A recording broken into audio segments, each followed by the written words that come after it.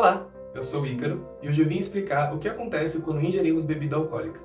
A primeira coisa que acontece quando ingerimos bebida alcoólica é o nosso corpo identificar que aquilo não é algo natural e que possivelmente é um veneno. Logo, ele vai fazer de tudo para poder remover isso do nosso organismo. O fígado começa a trabalhar para poder quebrar as moléculas de etanol, que é o principal componente das bebidas alcoólicas. Porém, quanto mais nós bebemos, menos o nosso fígado consegue trabalhar para poder quebrar essas moléculas.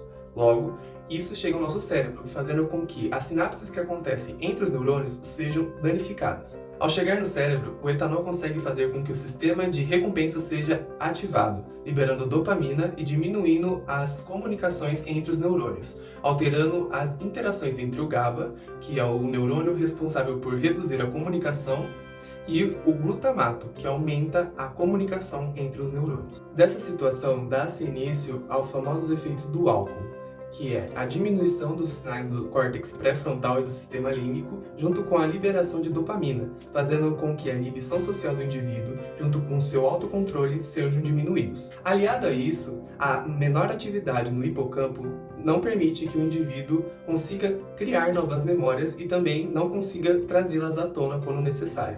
O consumo de álcool normalmente está associado com alguma dificuldade na vida do indivíduo, como, por exemplo, perdas familiares, dificuldades no trabalho ou razões sociais. O consumo também pode estar atrelado com alguns outros fatores sociais, como um incentivo na adolescência ou na infância por parte dos familiares e amigos. O estudo sobre os padrões de violência doméstica associadas ao uso de álcool realizado pela Universidade Federal de São Paulo em 2009 aponta que, dos 7.939 domicílios entrevistados, 33,5% destes apresentavam algum histórico de violência, onde 17,1% desses históricos eram associados ao uso de álcool.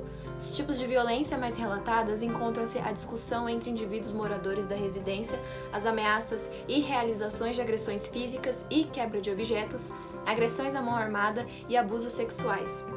O estudo ainda aponta que 88,8% dos agressores eram do sexo masculino e 63,9% das vítimas eram do sexo feminino, onde 33,9% dessas mulheres eram esposas desses agressores e 18,1% filhos desses agressores. O estudo ainda revela que 86% dos casos não chegam às delegacias e 77,9% dos agressores não buscam nenhum tipo de ajuda médica para o tratamento. Meu pai sempre foi de beber. Teve ocasiões em que ele estava completamente alterado e teve discussões enormes com a minha mãe e quebrava a casa inteira. Uma vez, ele a espancou a ponto dela ter que fazer exame de ressonância magnética para ver se não tinha afetado nada. O álcool pode ser conhecido como um agente potencializador da violência, já que ele age no sistema nervoso do indivíduo, distorcendo suas noções de realidade e de tomada de decisões. É importante ressaltar que, além do álcool, outros fatores atrelados à violência doméstica incluem machismo, histórico de violência familiar, pobreza e baixa escolaridade. Até o momento, no ano de 2020, quando esse vídeo está sendo gravado, os maiores usuários de álcool na população brasileira são os homens, ou os sujeitos do sexo biológico masculino.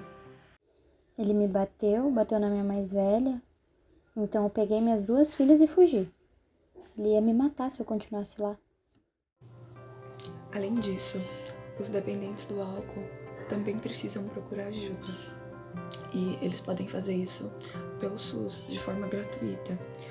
Podem recorrer aos CAPs, que oferecem um tratamento contínuo em relação ao vício do álcool. E eles também podem frequentar grupos de apoio, como os Alcoólicos Anônimos, que acontecem reuniões em volta do Brasil inteiro e ainda possuem reuniões pela internet. Para que o índice de violência atrelado ao alcoolismo diminua, é necessário que as vítimas denunciem e que os dependentes do álcool procurem ajuda. No caso de violência doméstica contra mulheres, que são os casos mais comuns, o número ideal é 180. Ele ampara as mulheres a respeito dos seus direitos. No caso de denúncias, de modo geral, o número é 181 e caso necessite de atendimento imediato, é 190. Todos esses disques são gratuitos, de fácil acesso e as denúncias podem ser feitas até mesmo pela internet.